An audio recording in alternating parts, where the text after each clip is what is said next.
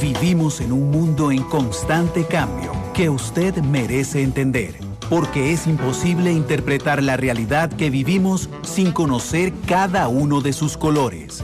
Porque muchos son los tonos de la actualidad. Presentamos Matices. Una producción de Noticias Monumental.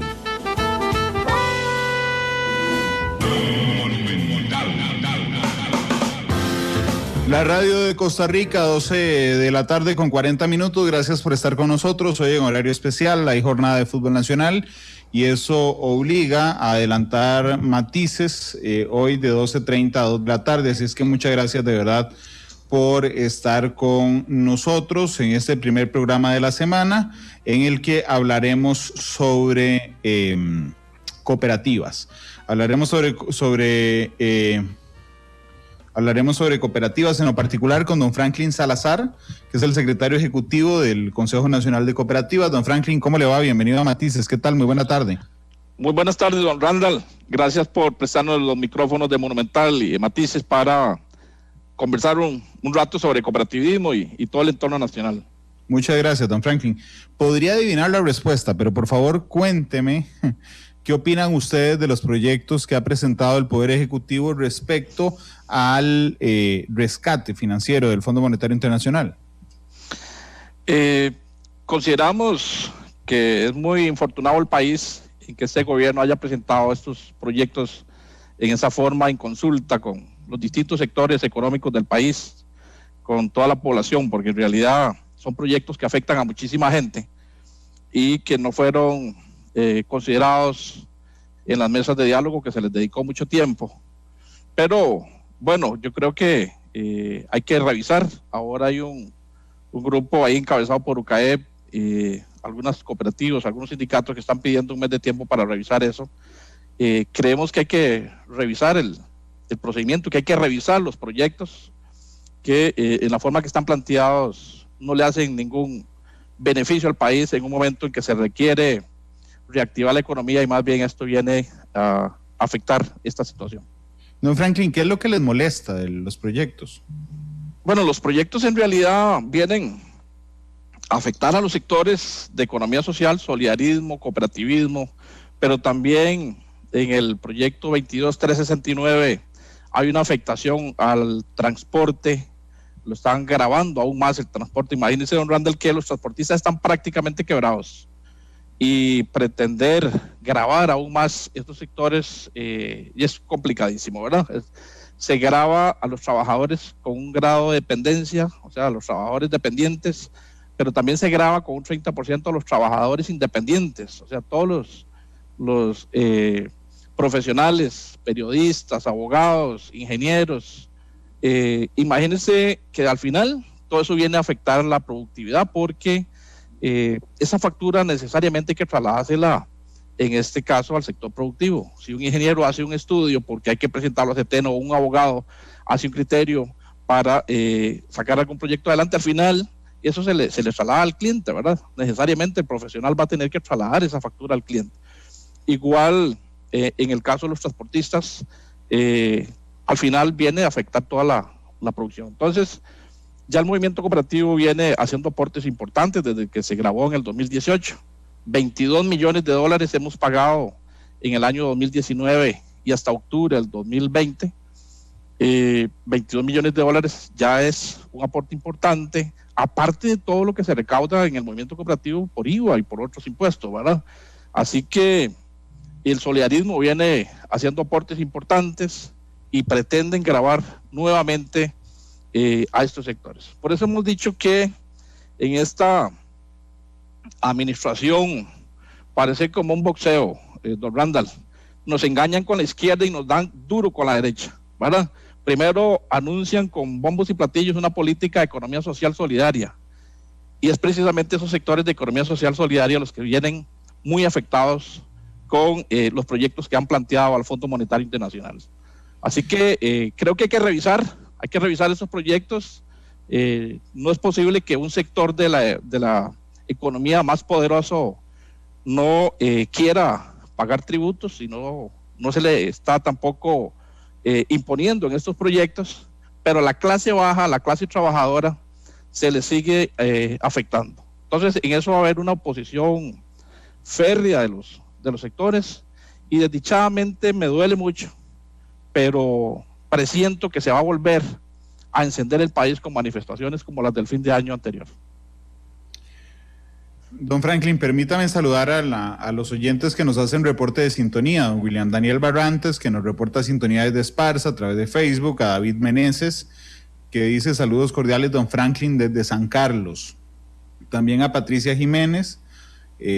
Muchas gracias por estar con nosotros. Recuerden que ustedes pueden escribir en el Facebook de Noticia Monumental. Aquí estoy yo viendo los comentarios en vivo, y lo pueden también hacer en el WhatsApp 899-359-35. Don Franklin, los proyectos que están en la Asamblea respecto al Fondo Monetario Internacional, en específico sobre las cooperativas, ¿qué es lo que cambia? Ok. En el proyecto 22-369 hay dos afectaciones, o tres bien graves. Una, lo que ya le decía, se grava al trabajo. Los trabajadores con algún grado de dependencia los están gravando con un 15%, y los profesionales o trabajadores independientes con un 30%. Ahí hay una afectación directa porque muchas cooperativas tienen trabajadores, por ejemplo, las cooperativas de salud. Imagínense los doctores o todo el personal administrativo que gana más de 683,000 colones, va a ser gravado. Pero también cooperativas importantes como Copesa, por ejemplo, que son cooperativas que tiene 800 trabajadores, hay mucha gente que está siendo afectada, o las cooperativas de ahorro y crédito, que tienen un personal administrativo muy calificado, que estaría siendo gravado en una forma importante. Pero además, en el 2018 se gravó a las cooperativas pasando el gravamen de renta sobre los excedentes de un 5 en una forma progresiva hasta llegar a un 10. En este momento estaríamos en un 9%. Bueno, ahí lo están pasando con esta ley, de una vez dejarlo en el 10%, que estaría hasta el 2022.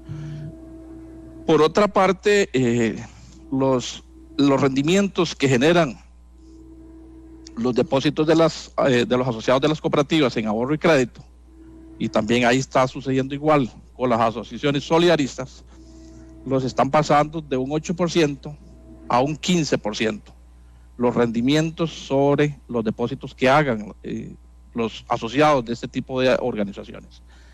Eso es un incremento de casi un 100%, y hay otros sectores poderosos de la economía, don Randall, que no están siendo gravados, que no están haciendo ni siquiera un aporte solidario.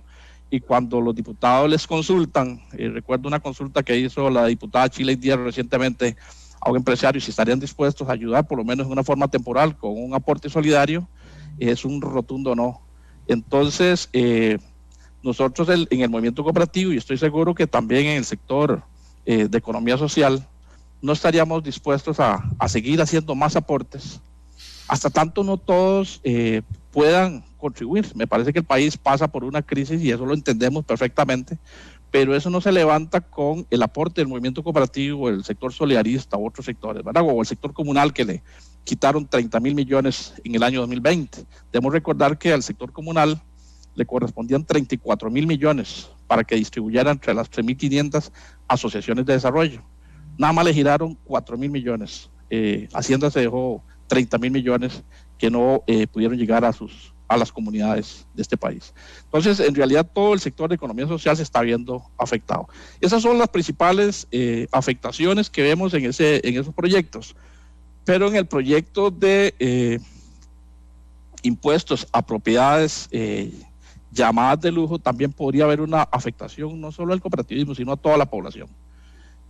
Hay productores de café que si le valoran la casita con la propiedad o con su área ahí cercana a la casa, que tal vez está en una sola propiedad, le hacen un avalúo, o como está sucediendo que el Ministerio de Hacienda y Tributación de oficio incrementa el valor fiscal de esas propiedades, pues muchas de las propiedades de la meseta central y otras zonas, incluso en territorios rurales del país, podrían ser afectados con ese impuesto, ¿verdad? Entonces ahí va a haber que ser muy cuidadoso cuál es el tipo de propiedad o inmueble que se va a gravar, porque de lo contrario terminamos con la agricultura de este país o terminamos con el sector productivo.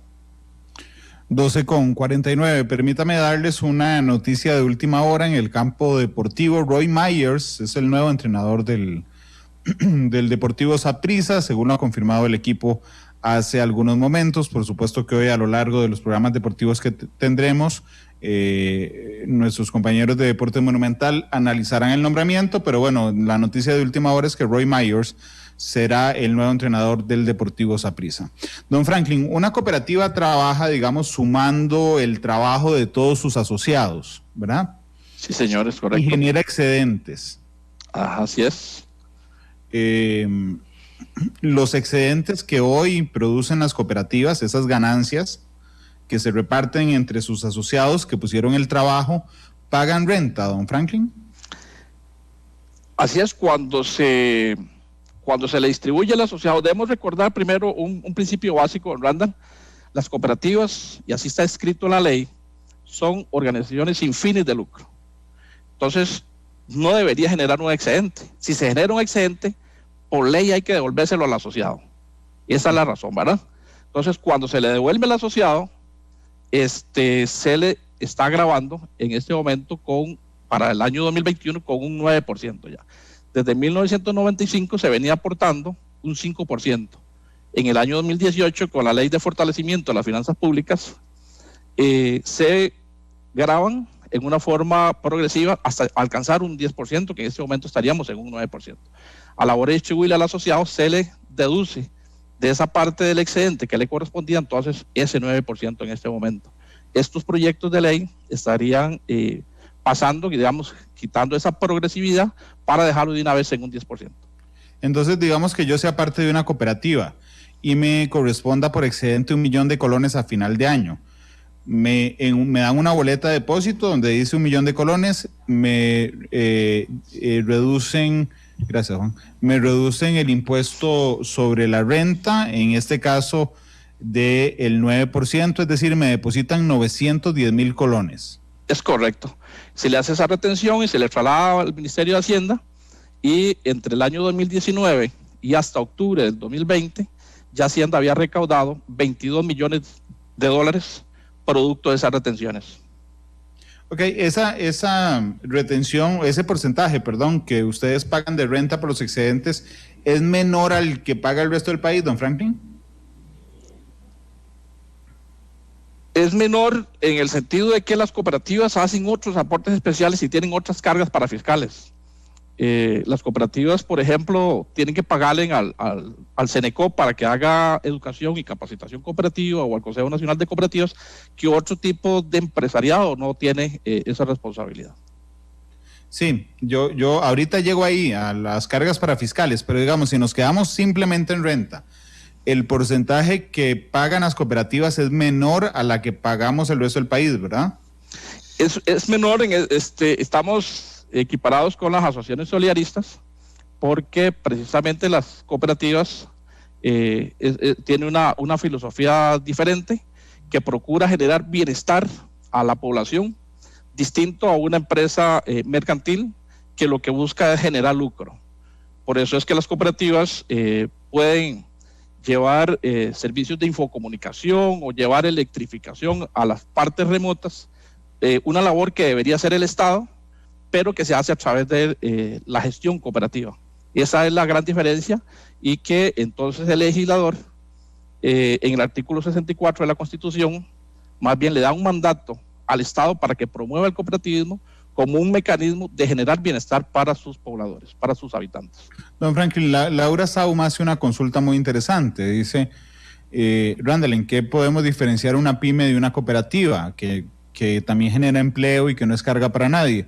Dice, el resto de las empresas primero pagamos impuestos y luego de lo que queda se reparte. Y lo que no entiendo, tienen fines de lucro, es un cuento chino, porque si no produjeran ganancias para los asociados, nadie pertenecería a las cooperativas. ¿Qué le parece esa idea de Laura? Sí, lo más importante en las cooperativas es que son efectivamente sin fines de lucro, por eso tienen que devolver sus excedentes, ¿verdad? En muchos casos no sucede así con otro tipo de empresariado, Pero las cooperativas, como le repito, lo más importante es el servicio. Lo más importante es el servicio. Por esa razón, don Randall, y las cooperativas, importantísimo, tienen arraigo. Esa es una gran diferencia con otro tipo de empresariado. Hay empresas que se vienen y se instalan en el país y de pronto se van y se trasladan para Nicaragua, se trasladan para Sudamérica, etcétera, ¿verdad? El movimiento cooperativo no se puede ir dejando a sus asociados botados, como recientemente sucedió con una empresa de lácteos, ¿verdad?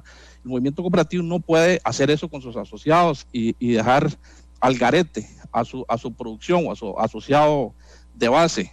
Entonces, son situaciones un poco difíciles para entender de aquella gente que está más metida en el negocio mercantil, en sociedades anónimas. La filosofía del movimiento cooperativo precisamente lo que busca es darle un servicio al asociado y generar calidad de vida. Vamos a analizar las cargas para fiscales, pero don Franklin, ayúdeme para ir escribiendo con buena letra esto. Entonces, ok, hay un grupo, hay una cooperativa, por ejemplo, que genera 100 millones de colones de lo que el vulgo conocemos como ganancias. Ok, 100 millones de colones al año. Y tiene cargas para fiscales. Es decir, son cargas que no tienen otras entidades. Me puede ir diciendo, porque recuerdo que había algunas de educación, etcétera. Me puede ir diciendo, de esos 100 millones que yo produzco, que produje como cooperativa, podemos empezar a rebajar. ¿Me puede empezar a dictar las cargas para fiscales? Sí. Primero que nada, se deja una reserva de un 10% que no se le puede dejar al asociado. Se llama una reserva legal, así lo definió el legislador. Posteriormente se deja una reserva. Perdón, don Franklin, ¿ese 10% para qué es esa reserva? Esa reserva se busca para fortalecer la cooperativa y procurar beneficiar a más cantidad de personas, ¿verdad? Y prever situaciones, es como un encaje, prever situaciones de pérdidas en el futuro. Entonces se va creando esa reserva legal para proteger el capital de los asociados. Esa es una reserva que queda en la cooperativa, que así fue estipulada por el legislador, es de un 10%. ¿Verdad? ¿Y que no se toca o se invierte en algo? No se podría, o sea, está contablemente registrada, ¿verdad? Necesariamente tiene que estar ahí cada vez que haya excedentes y se podría invertir porque no tendría sentido tenerlo en una cuenta bancaria, ¿verdad? Podría estar en un depósito a plazo, podría estar perfectamente generando invertida. Intereses, digamos, pero no se le Exacto. entrega a nadie. No se le entrega a nadie, sí señor, esa no se le entrega a nadie. Okay, posteriormente hay claro, eso es una gran diferencia, ya estamos hablando de un 10%. Y que por ley hay que hacer esa reserva. Por otro lado, hay que dejar una reserva de un 6% para educación, para generar educación entre los asociados. Esa está estipulada también. Y un 5% para una reserva de bienestar social. Además de ese 11%, que ya vamos por un 21%, hay que darle al Centro Nacional de Estudios y Capacitación Cooperativa, CENECOP, un 2,5%. Hay que darle al CONACOP, Consejo Nacional de Cooperativas, un 2%. Estamos hablando de las cooperativas tradicionales. Las cooperativas de trabajo asociado, que ahora vamos a explicar un poquito más, tienen incluso mucho más cargas que estas, están llegando a un 45%. Entonces, de esto que ya te he mencionado, adicional a eso, hay que pagar en este momento, al día de hoy, un 9% de renta que se le retiene a sus asociados. Entonces, ahí estamos superando a cualquier empresa mercantil.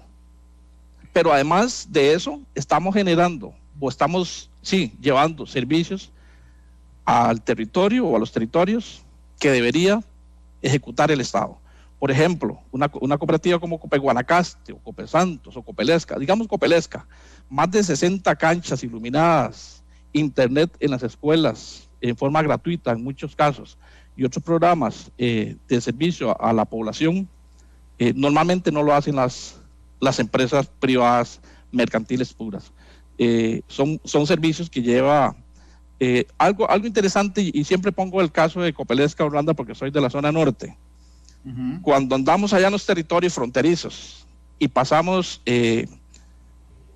algunos trechos de carretera de 2, 3 kilómetros y tal vez en esos 3 kilómetros hay unas 3 o 4 casas, es muy difícil poder generar un excedente llevando distribución a esos territorios. Es muy difícil, es muy diferente a una empresa que tiene 4,000 casas por kilómetro cuadrado aquí en el Valle Central.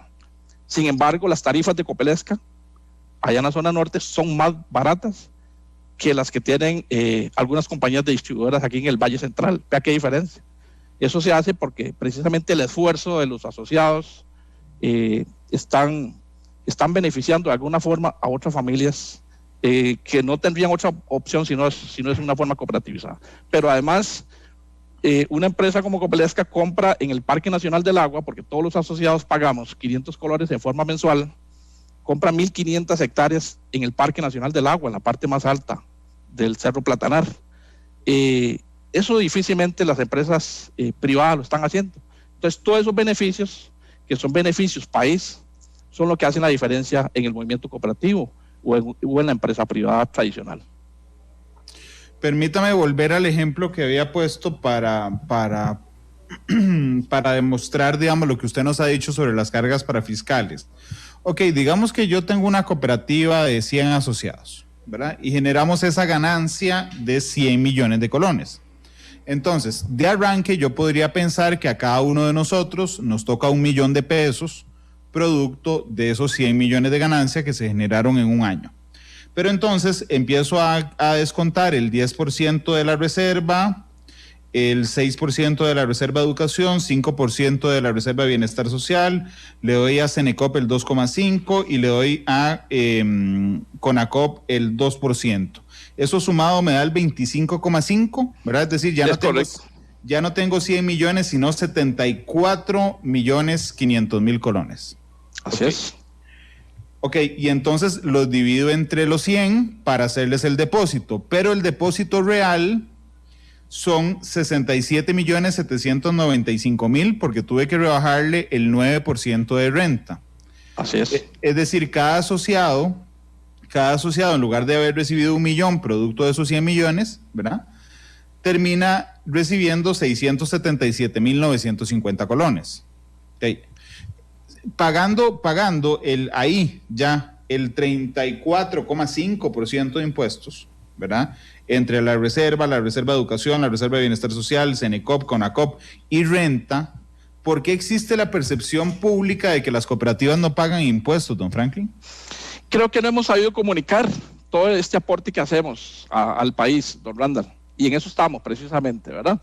En eso estamos procurando comunicar mejor, porque ha habido una percepción e incluso han habido medios que nos han afectado en determinados momentos diciendo que las cooperativas no pagan, ¿verdad? Entonces, en algún momento la mayoría de la población creyó que las cooperativas no pagamos. No, las cooperativas estamos pagando y suficiente, porque además de todo esto que usted dijo, Randall, le repito, estamos generando bienestar en las comunidades, estamos llevando internet, estamos llevando electrificación a territorios remotos, estamos aportando a la comunidad. El séptimo principio del movimiento cooperativo a nivel internacional es compromiso con la comunidad.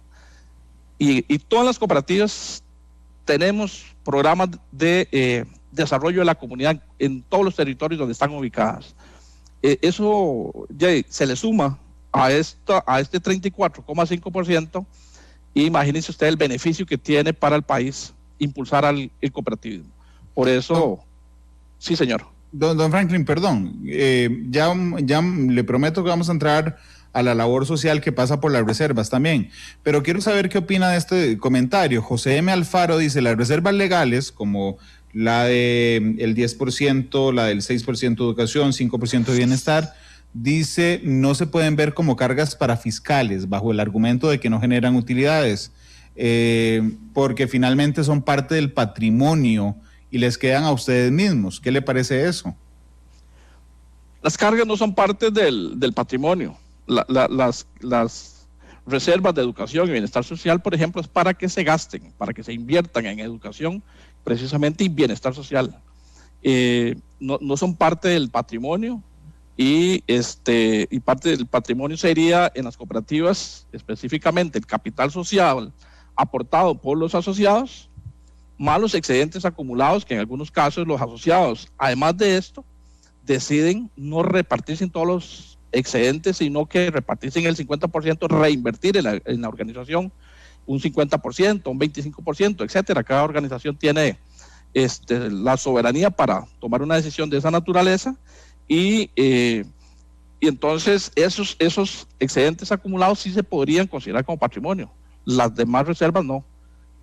Así que son reservas, por ejemplo, la reserva legal es un encaje, como te digo, que tiene que tener la cooperativa para cubrir futuras pérdidas, que por cierto, en este momento de crisis, muchas cooperativas han tenido que ir utilizando esas reservas legales para no afectar el capital social de los asociados. Si no hay reserva legal, don Randall, así se lo explico. Si usted tiene 1 millón de colones en capital social en la organización y la organización la cooperativa tiene una pérdida, primero se toca la reserva legal antes de rebajarle a usted el capital social suyo. Si no hay una reserva robusta, necesariamente los asociados, como en cualquier otra empresa, tienen que asumir la pérdida. Entonces, para eso son las reservas legales, precisamente.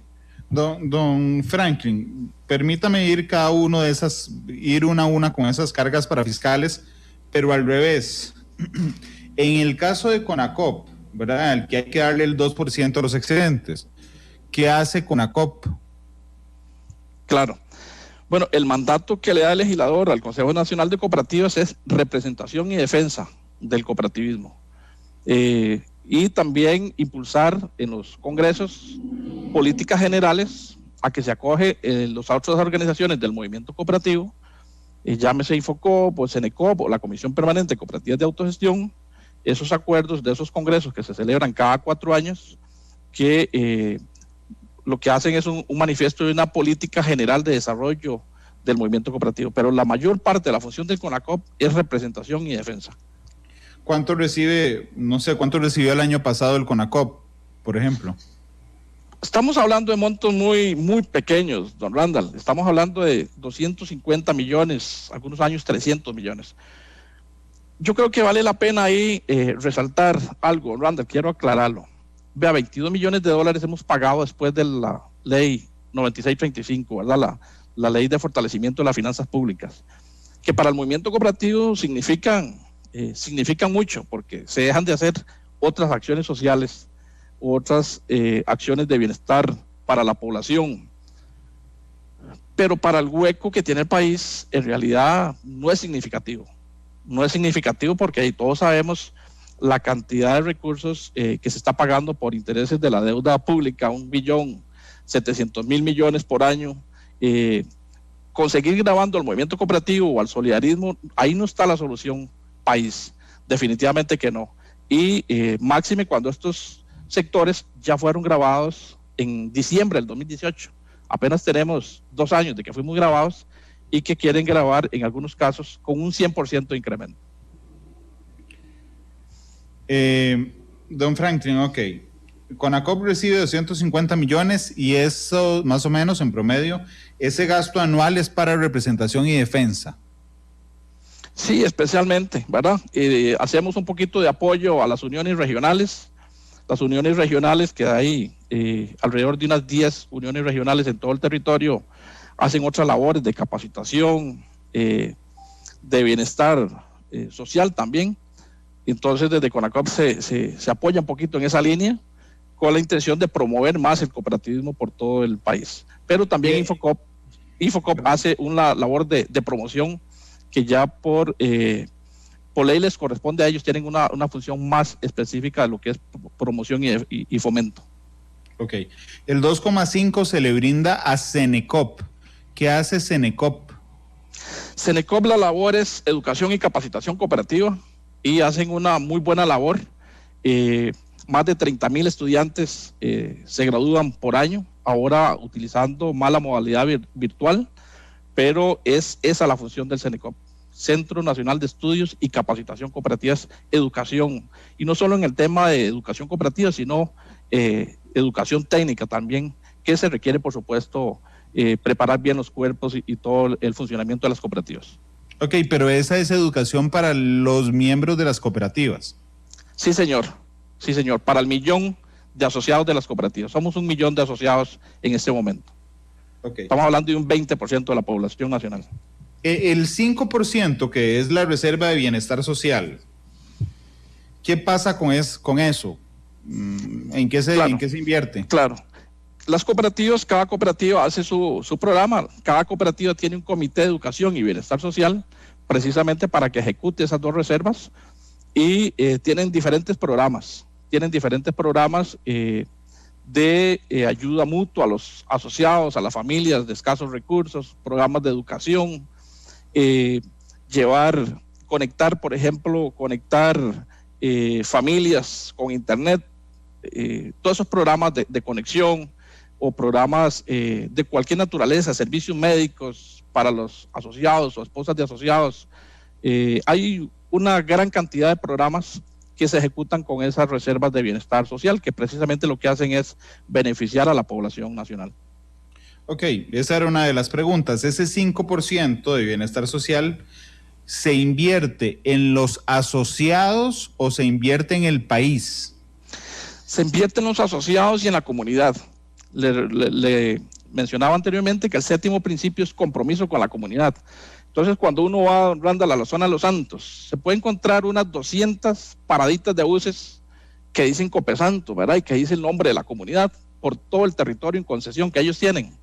Bueno, precisamente con esas reservas es que ellos hacen ese beneficio para las comunidades. Entonces, ahí no se beneficia únicamente el asociado, sino que se beneficia a toda la comunidad. ¿Podría repetirme quién define en qué se invierte ese 5% de bienestar social?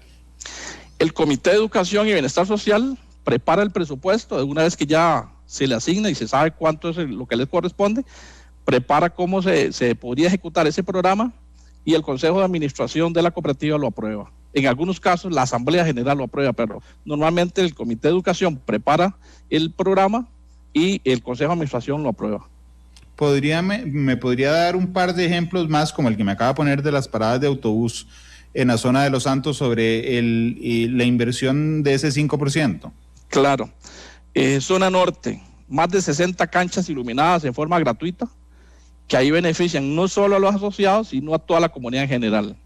O otros programas que se llaman hogares conectados, en donde la cooperativa le dona una computadora y les pone internet a muchas familias para que se conecten, para que sus niños puedan estudiar o puedan estar conectados. Son, digamos, ejemplos así muy rápidos, pero hay muchas cooperativas que tienen, por ejemplo, servicios médicos. Hacen un convenio con alguna clínica y pueden ir ahí a hacer chequeos médicos las esposas de los asociados, en eso se invierten. Ahí son ejemplos así muy rápidos, pero hay muchísima cantidad de servicios. Hay otras que invierten en gestión ambiental, por ejemplo, y entonces pueden poner recolectores de desechos sólidos con esos programas de bienestar social. Don Franklin, quitando, digamos, el caso de las canchas iluminadas, el caso de los hogares conectados, el caso de las paradas, quedémonos en el caso de la clínica, del convenio con la clínica. Finalmente no se convierte en una carga porque eso se lo devuelven a los mismos cooperativistas como un beneficio. Es decir, si a mí me dicen, no me cobren más impuestos porque ya me quitan el 5%, realmente en este caso, por ejemplo, el 5% sigue siendo mío porque yo hoy lo canjeo en la clínica, don Franklin. Sí, pero si no se hace ese convenio, posiblemente tendría la Caja Costarricense de Seguro Social que atender a esa familia o que atender a esa señora. O le pongo un ejemplo que se da mucho, Randall, también para anexarlo al tema del servicio de las clínicas. Uh-huh. Hay muchísimo estudiante que recibe becas de los comités de educación de las cooperativas, de las de ahorro y crédito, las de producción agropecuaria. Muchísimos, son miles de niños y jóvenes que reciben becas para escuela, para colegio, para universidad. Uno de los estudios que les hacen es revisar si ya tienen beca de Limas o tienen beca de FONAVE o de otro sistema. Si ya tienen beca, no le dan. Entonces se está atendiendo una población importante con un servicio que debería prestarlo el Estado. Entonces las cooperativas lo que hacen es potenciar aún más ese beneficio que está dando el Estado, beneficiando a una parte de la población, hijos de asociados en su mayoría, que que no tenían alguna posibilidad de estudiar. Es un beneficio para la cooperativa, es un beneficio para el país en realidad. Claro, pero son hijos de los asociados en su mayoría. Sí, pero son costarricenses, don Randall. Estamos hablando de que son 1 millón de asociados y sus familias. O sea, los beneficios del movimiento cooperativo, por supuesto que sobrepasan al 1 millón de personas. Estamos hablando de 1.000 asociados, de 1 millón de asociados y sus familiares que tendrían algún beneficio indirecto del movimiento cooperativo. Así que es un servicio que en realidad debería prestarlo el Estado y que el movimiento cooperativo de alguna forma coayuda a esa labor del Estado costarricense. Don Franklin, yo pago, por ejemplo, renta, ¿verdad? Y pago renta más alta que ustedes, en una tasa más alta que ustedes. Ok, yo se la pago a Hacienda, pero yo no puedo definir dónde me va a atender la caja, cuál carretera uso, que inviertan la plata que yo di, la plata que yo pagué como impuestos. Yo no puedo definirla en que la gasten en algo que a mí me sirva directamente. Las cooperativas sí. Tal vez no le parece que esa es la diferencia de lo que algunos consideran un beneficio excesivo para los cooperativistas, don Franklin.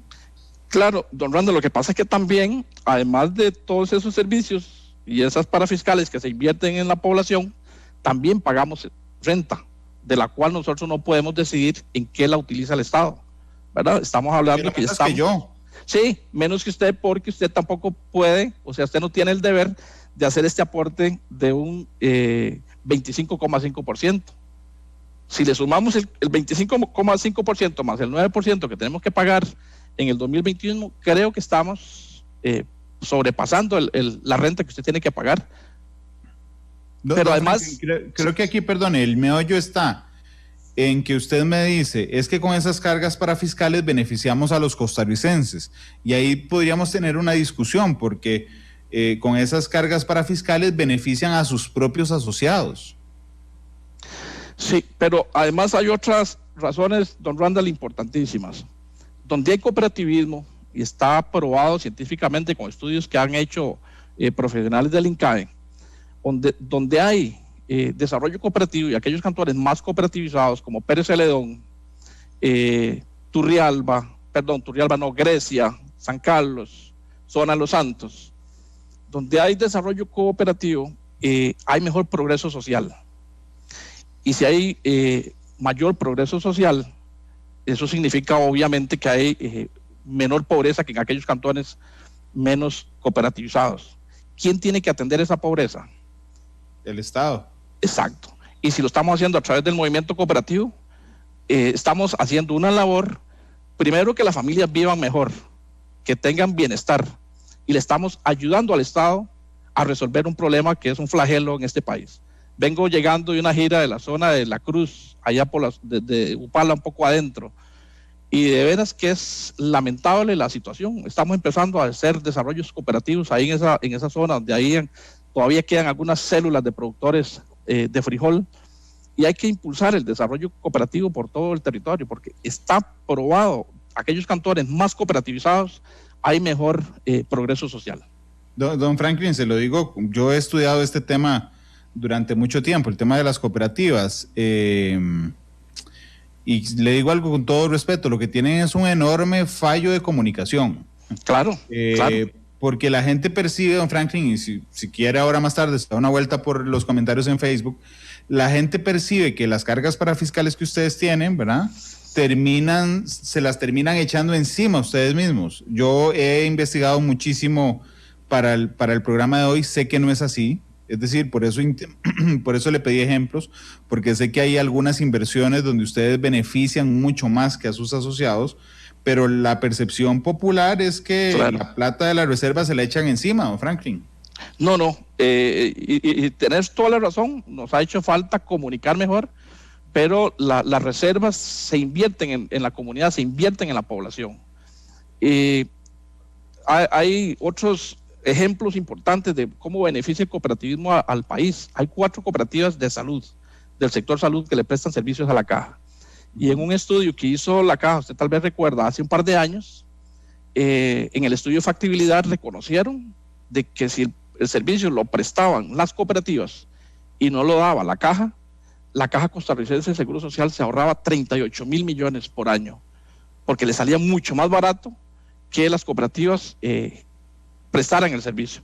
Pero entonces además logramos tener ejemplos lindísimos que son modelos a nivel de Latinoamérica, de cómo un grupo de médicos y enfermeras se organizan para prestar un servicio tan delicado y tan importante, ¿verdad?, como la salud. Y en este momento solo Copesaín le ha vendido ya más de 30.000 cirugías al Hospital Nacional de Niños. En momentos de crisis, donde la Caja está atendiendo la pandemia, las cooperativas están ayudando a sacar esas filas, que de lo contrario estarían enormes. Don Franklin, vamos a aquí yo sí tengo una observación respecto al modelo. Y por supuesto que el modelo no lo hizo usted, así que podría tal vez compartir mi observación o no. Pero a mí me preocupa quién define las prioridades de inversión de esas reservas. Es decir, en el mundo perfecto, ¿verdad?, debería de existir una armonía entre las necesidades del Estado y las inversiones de otras entidades, como por ejemplo las cooperativas. Le voy a poner un ejemplo. Digamos que el comité de una cooperativa defina que el 5% de bienestar social se va a invertir en paradas de autobús, ¿verdad? Pero tal vez el Estado necesite hacer un acueducto nuevo en una comunidad cerca o lejos, no importa, de esa.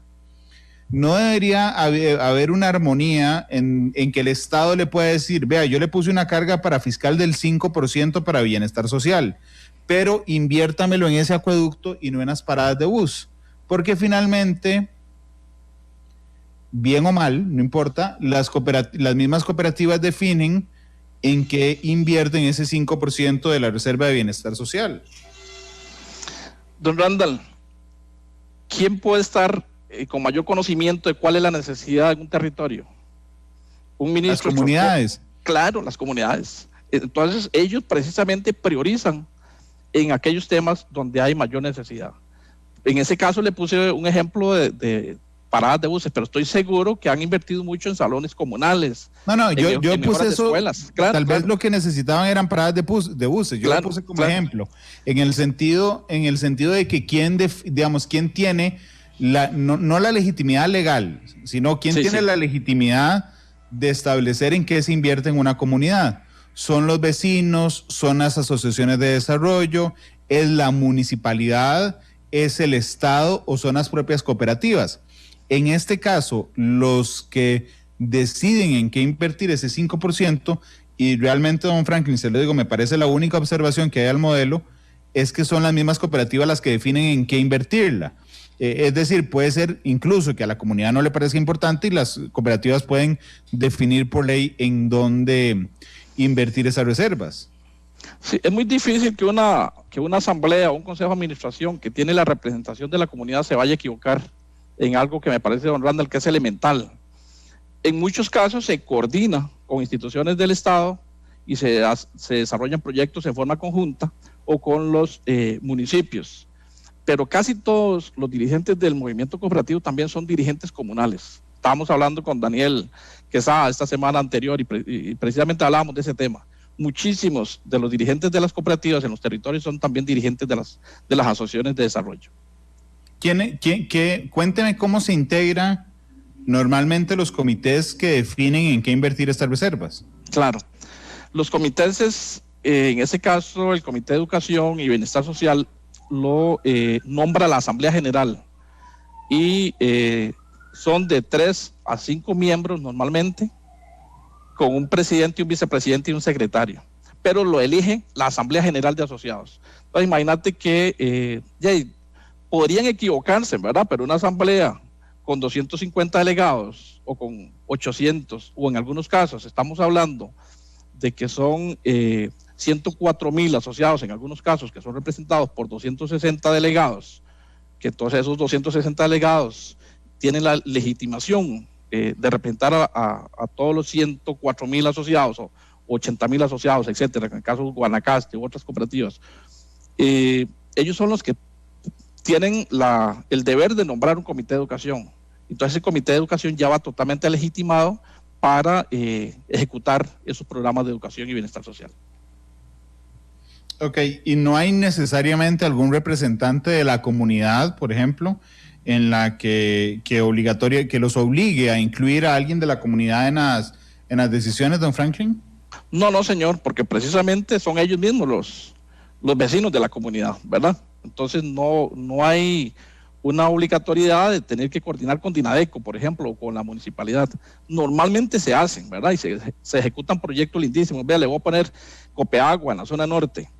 Tenía 50 años de abandono, todos los territorios de la zona de Pital hasta Boca Tapada y toda esa zona que tal vez usted conoce, y se organizó Copeagua, y en este momento hay 30 comunidades que llevaron un acueducto desde el parque Juan Castro Blanco hasta Boca Tapada, y un poco más abajo ya van a llegar a Boca San Carlos, hasta la pura frontera, precisamente porque la comunidad se organizó en cooperativa, y entonces los vecinos se ponen a volar pico y pala y un bajo que les donó la municipalidad y algunas colaboraciones con tubos que ponen otras instituciones, y se logra llevar un servicio básico tan importante como el agua a territorios muy remotos. Bueno, eso se logra porque precisamente se constituyó una cooperativa.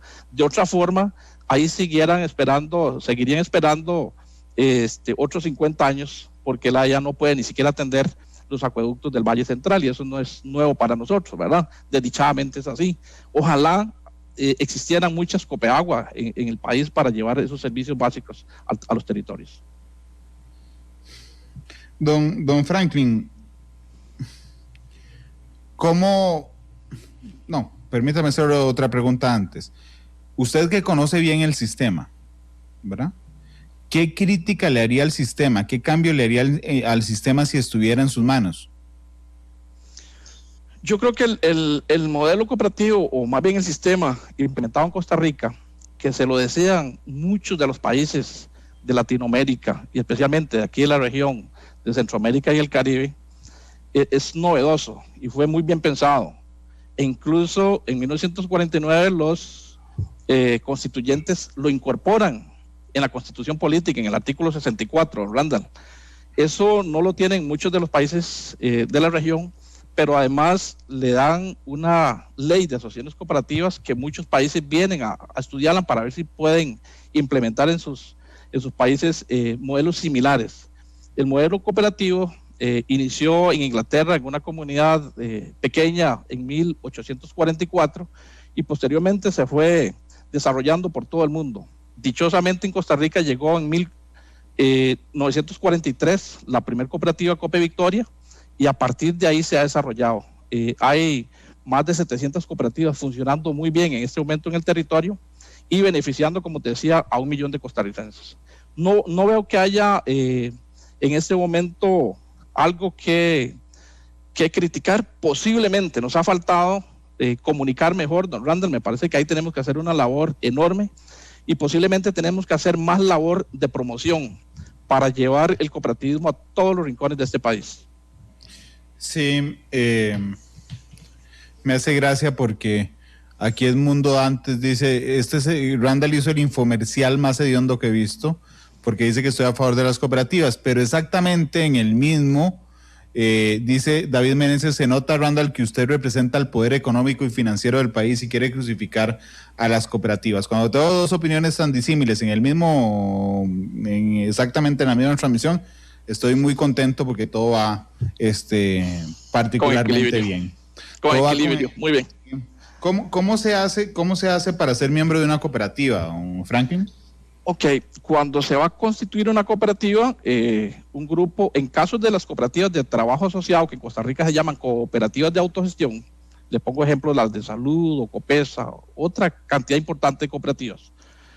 Entonces los asociados que la constituyen se llaman asociados fundadores, ya esos empiezan a ser asociados desde el día de la Asamblea Constitutiva.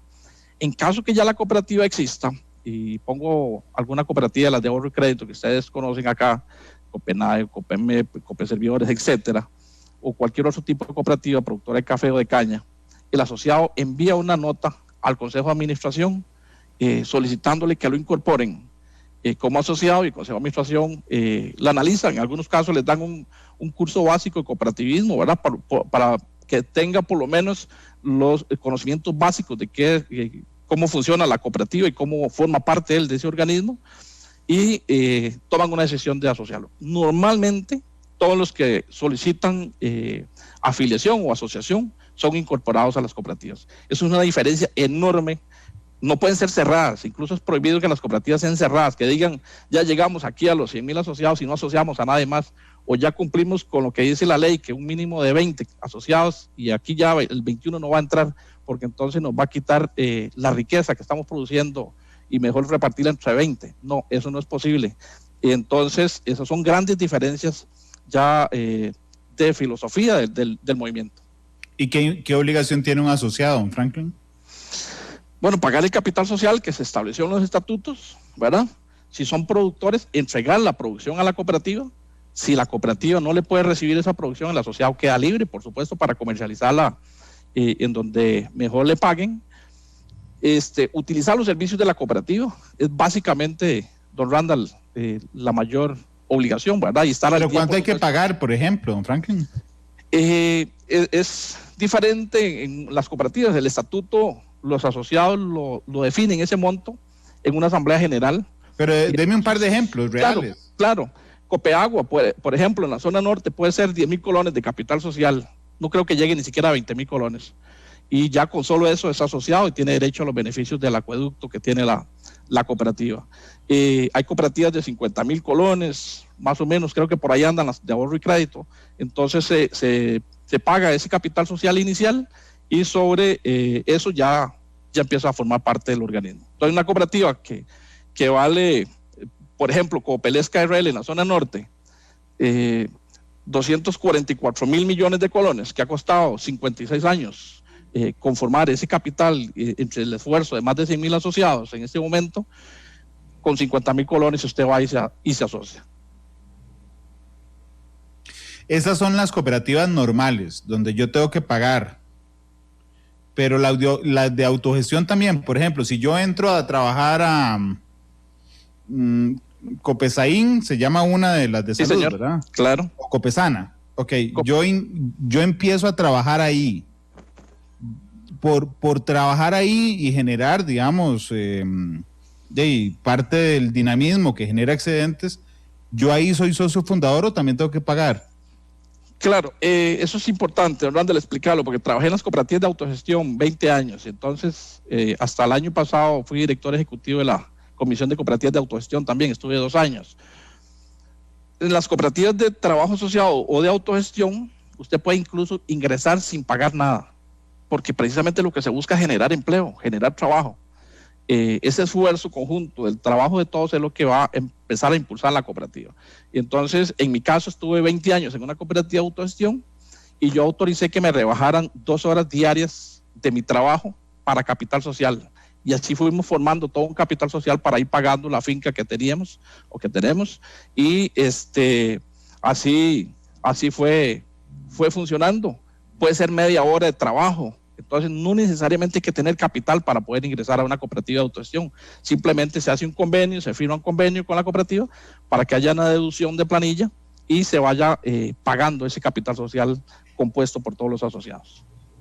Don Franklin, dice Manuel que él tiene una propuesta que sería someter esas reservas, la Reserva de Educación y Social, por ejemplo, a la supervisión de la Contraloría General de la República. Don Franklin, ¿eso existe? Y si no existe, ¿qué le parece? No, don Randall, no es por supuesto conveniente, porque las organizaciones cooperativas son empresas que, si bien es cierto, tenemos estas condiciones, son empresas de derecho privado. La Contraloría General de la República supervisa las entidades públicas, ¿verdad? Pero, sin embargo, el legislador definió que hubiera una supervisión de estas cooperativas por parte del Infocop. Entonces, el Infocop tiene un departamento de supervisión cooperativa que le da seguimiento a todo este tipo de cosas, como las reservas y la aplicación de los estados financieros, y que haya toda esa parte contable bien al día. Ok, déjeme recordarle algo a los oyentes, ahora que hemos llegado a ese punto. Las cooperativas se nutren de platas privadas, eso es importante tenerlo claro. Es decir, si yo voy y pago 50,000 o 10,000 a Copeagua, por ejemplo, esa es mi plata, son fondos privados, por eso es que la Contraloría no puede entrar a examinar en qué invierten las cooperativas, porque por aquí alguien decía, sí, pero tienen un montón de ganancias o excedentes, dicen ellos. Sí, efectivamente, pero son producto de la inversión de platas privadas y del aporte de platas privadas. Ahora bien, ¿por qué el gobierno quiere cobrar más? Bueno, porque el gobierno proyecta o plantea que lo que le exonera a las cooperativas, es decir, un porcentaje de renta, no completo, sino un porcentaje de renta, por ejemplo, eso tiene un costo tributario para el país. Así es que ahí hay que tener claridad en esto. Son fondos privados que en renta pagan menos que las que no son cooperativas, pero ellos se defienden señalando que tienen además un rol social que es importante, muy importante para ellos, por ejemplo, una reserva del 10% de los excedentes, 6% para educación, 5% para bienestar social, y que con esas reservas ellos generan funciones y obras que el Estado no puede ejecutar y que por lo tanto indirectamente le generan un ahorro al Estado costarricense al no tener que asumir esos costos en los que sí incurre las cooperativas. Don Franklin, no sé si quisiera agregar algo a esta explicación que acabo de dar. No, está perfecta esa explicación, don Randall, ¿verdad? Son fondos provenientes, ¿verdad?, del sector privado, en este caso de personas, ¿verdad? Y entonces esa es la razón por la cual la Contraloría no puede participar, pero es que además, como ya lo hemos explicado ampliamente, ¿verdad?, tenemos una serie de aportes importantes que en muchos casos benefician a toda la población, que en caso contrario tendría que el Estado costarricense asumir esa responsabilidad de contribuir con la comunidad o de hacer educación o de generar cualquier tipo de bienestar social para la población.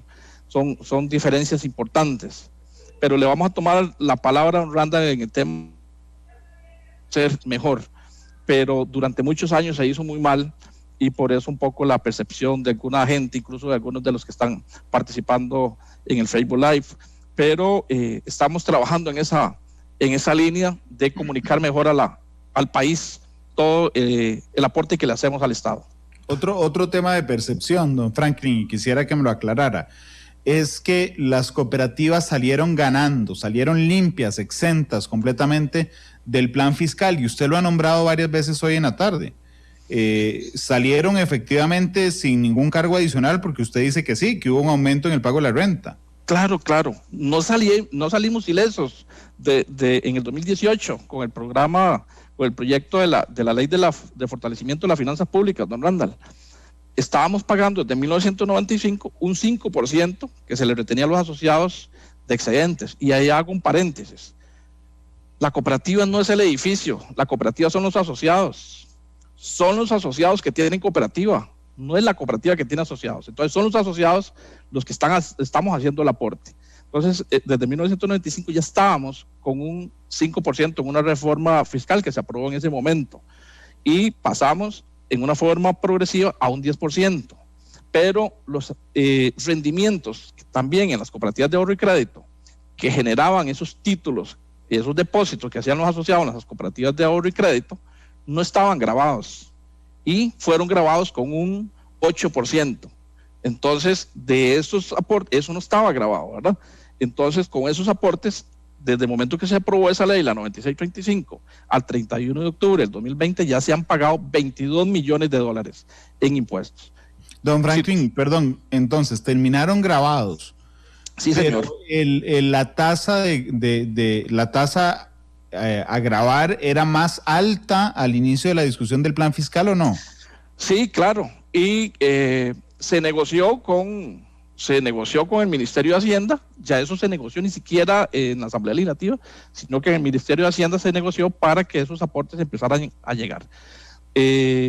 Estábamos pagando hasta el 2017, al 31 de diciembre del 2017, datos que nos dieron en ese momento el viceministro Nogui Acosta y la ministra Rocío Aguilar, 8.200 millones por año. Por lo menos en el 2017 se había pagado eso. Y a partir de ahí fue que se vino a incrementar y estamos pagando un monto mayor, pero que todavía estamos en esa escala progresiva hasta llegar a un 10% de retención de los excedentes de los asociados. Eso va a ser un monto mayor. Yo creo que va a estar cercano a los 30 millones de dólares, por lo menos en el 2020, porque hicimos la contabilidad únicamente hasta el 31 de octubre. Estos momentos de crisis del país, en donde, don Randall, hay un 80% de las cooperativas afectadas por la crisis, obviamente va a disminuir ese aporte tanto para el CONACOP, para el CENECOP y por supuesto que también esas rentas para el Estado, porque efectivamente la crisis ha golpeado mucho al sector cooperativo y pretender gravarlo otra vez sería un error enorme y regresar toda la política que ha habido de fomento del cooperativismo y la asociatividad en este país, que tanto beneficio le ha dado en distribución de riqueza a los costarricenses y en bienestar social. Ustedes están grabados en renta un 9%. El proyecto que está en la Asamblea Legislativa respecto a la negociación con el Fondo Monetario Internacional, el 22.369, ¿cuánto aumenta el pago de renta? Está pasando de ese 9, lo está poniendo a un 10, y en el caso de las cooperativas de ahorro y crédito que están en este momento en un 8, lo están poniendo en un 15, pero los primeros 2 años en un 16,5%. Entonces, eso es una afectación importante y especialmente para el sector ahorro y crédito, muy, muy grande, porque le están haciendo un incremento casi del 100%. Ok, entonces, de renta pasaría de 9 a 10 de una vez, y de los de ahorro y crédito que se paga un 8, están saltando al 16,5 por 2 años. Exactamente, y después quedarían un 15%. ¿Cuál sería, en el caso de las de ahorro y crédito, cuál sería la consecuencia inmediata de que pase esto, don Franklin? Cuando el otro sistema bancario está prácticamente igual, habría una consecuencia de que mucho inversionista que tiene depósitos en las cooperativas de ahorro y crédito, ¿verdad?, mucho asociado, podría perfectamente trasladarse para el sistema bancario, ¿verdad?, porque va a tener la protección del Estado. Eso es algo importante, ¿verdad? Los asociados que están en las cooperativas de ahorro y crédito no tienen esa protección estatal, sino que es precisamente un encaje y toda la supervisión de su jefe lo que le da garantía a los asociados, pero no tiene esa protección que tienen los bancos del Estado costarricense. Y entonces, al gravarlos casi en forma similar a los otros bancos, podría haber perfectamente retiro de asociados de las cooperativas y trasladados al sistema bancario. Creo que por ahí es donde están los banqueros tratando de hacer toda la presión posible para que este tipo de proyectos pasen. Porque la gente prefiere ir a una cooperativa que a un banco. Sí, porque es dueño de esa cooperativa, ¿verdad? Es muy diferente cuando la cooperativa puede, al final del periodo económico, regresarle y depositarle ahí en la cuentita de ahorro a la vista un beneficio producto de un excedente a un banco que va a quedar esa utilidad, en el caso de los bancos, que se llamaría utilidad, en muy poquitas manos de los dueños de los bancos. Esa es la gran diferencia. No es lo mismo que esa excedente se distribuya entre 100,000 asociados a que una familia o unos poquitos socios de un banco se repartan todo ese beneficio. Esa es la gran diferencia. A las empresas privadas les graban renta y después les graban la repartición de dividendos, ¿verdad? A ustedes solo los excedentes, la repartición de excedentes. No, a las empresas les graban renta. A las empresas les graban renta. Sí, no, a las empresas les graban renta, pero cuando hacen la distribución de dividendos también graban esa recepción de dividendos. Bueno. En el caso de ustedes, solo la repartición de excedentes. Exacto. ¿Sí es así? Sí, el gravamen de excedentes. Ajá. Ok, en esa primera vista, en esa primera mirada, uno diría, claro, están desbalanceados. Las empresas privadas pagan un montón y las cooperativas pagan menos. Ok, pero de ahí viene el argumento donde ustedes le suman, sí, pero suave, hay que mantener el 10% de reserva, el 6% de reserva de educación, el 5% de bienestar social, el 2,5% de CENECOP, el 2% de CONACOP y el 9% de renta, y eso les da un 34,5% con el de renta incluido. Exacto, un 34,5 estamos con todo, ¿verdad? En ese momento. Sí, con renta incluso. ¿Verdad? Sería un 35,5 si pasan ese proyecto, o si lo dejan a como está el proyecto, y en el 2022 estaríamos en un 35,5. Estamos igual en ese caso, que incluso las de autogestión tienen que hacer un aporte mayor, esos aportes, porque hay un aporte especial al Fondo Nacional de Autogestión de un 9%. Eso se está yendo a casi un 45% en las cooperativas de autogestión. Ninguna empresa de este país está grabada a tal magnitud. Y además de todo eso, bueno, imagínense que, don Randall, si a este 35,5% le incorporamos todas las cargas sociales que tienen que pagar, eso sí, todas las empresas de este país, llámese cooperativas o no, en realidad sí es un país caro para producir. Pero qué dicha que tenemos esas cargas sociales también, porque dichosamente en estos 70 años hemos podido contar con una institución tan emblemática y tan importante como la Caja en este momento. Don Franklin, ¿cuántos empleos genera el sector cooperativo? 150,000 aproximadamente, don Randall. Estamos en este momento en ejecución de un censo para tener ese dato más preciso, pero hemos estado revisando datos que tenemos y estamos en aproximadamente 150,000 asociados, beneficios, empleos. Un dato que no es nada despreciable y que consideramos que por esa razón no se justifica que un sector tan importante que genera tanto bienestar al país, pero que además tenemos arraigo, sigamos siendo avasallados con más impuestos, y otros sectores económicos poderosos que no fueron grabados ni en el 2018 y que tampoco estas leyes que se han planteado al Fondo Monetario Internacional prevé un gravamen, sigan sin hacer un aporte solidario por lo menos. Entonces, en ese sentido, yo creo que los costarricenses ya harán toda la medida, o haremos todas las medidas de presión para que se haga un mejor aprovechamiento de los recursos. Don Randall, algo que es importante, todo el déficit fiscal que está viviendo el país, y usted yo sé que ha hecho muchísimos programas en esa línea, es producto en muchos casos de malos manejos administrativos, y ni hablemos de la trocha y el cementazo y Alcatel y todo eso que ha sucedido, que todos conocemos, y que hoy le están pasando esa gran factura, como decía en algún momento el exministro Rodrigo Chávez, ¿verdad? Ahora hay 2 gorilas parados en la puerta diciendo quién va a pagar la cuenta, y resulta que le están pasando la cuenta a la gente que menos tiene, a la gente trabajadora, y es ahí donde los costarricenses definitivamente estamos plantados en que eso no puede suceder. Es la 1:47. Aquí don Esteban Azofeifa también plantea una reflexión que me parece muy interesante. Dice, como país también debemos dar un premio que motive la propiedad cooperativista y no en mano privada. Es decir, algún beneficio deberían tener las cooperativas tomando en consideración la labor social que hacen. No es lo mismo la propiedad cooperativista de una clínica, por ejemplo, que una clínica en manos privadas. Es una visión país de que no todo sea estatal, ni tampoco en el otro extremo que sea manos privadas. Es la 1:47. Don Franklin, permítame ir a una pausa comercial, por favor, y regresamos con los últimos 2 minutos de programa. Yo le cuento que siempre le propongo al invitado que escoja una canción para cerrar, así es que vaya pensándolo en este corte comercial. Don Franklin, es la 1:48, ya regresamos con más de Matices.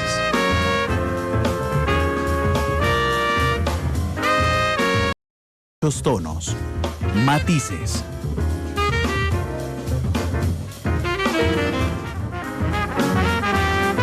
Una de la tarde con 52 minutos. Gracias por estar con nosotros. Don Franklin, nos quedan 2 minutos de programa. Yo quisiera pedirle, por favor, que intentara convencer a los costarricenses de por qué el innegable exoneración que tienen en temas de renta se equipara o es proporcional a los beneficios que brindan a través de las reservas, don Franklin, porque me parece que eso es lo que no a todos convence de alguna manera, don Franklin. Claro, gracias.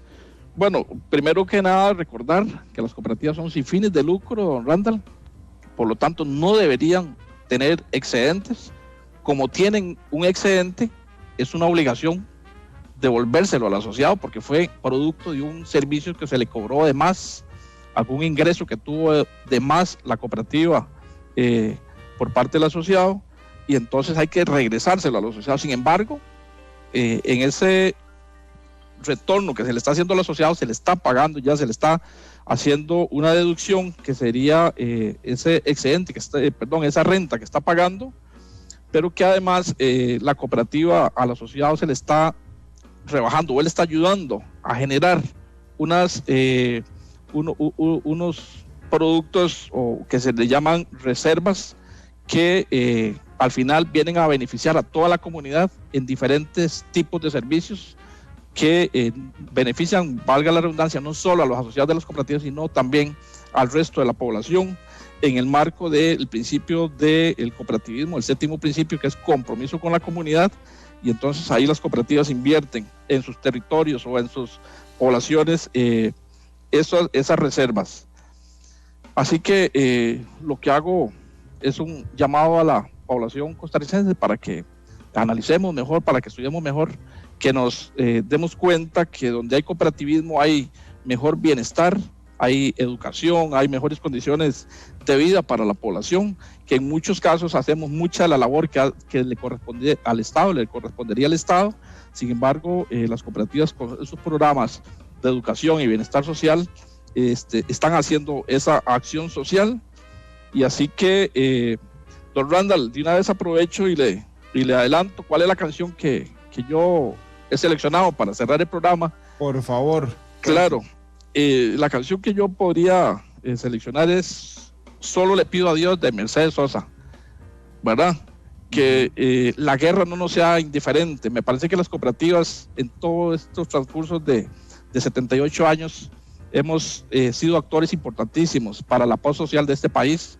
Estoy seguro de eso, porque generamos riqueza, generamos bienestar, pero además esa riqueza y ese bienestar queda distribuida en muchísimos costarricenses. Les hablaba que 1 millón de costarricenses somos cooperativistas.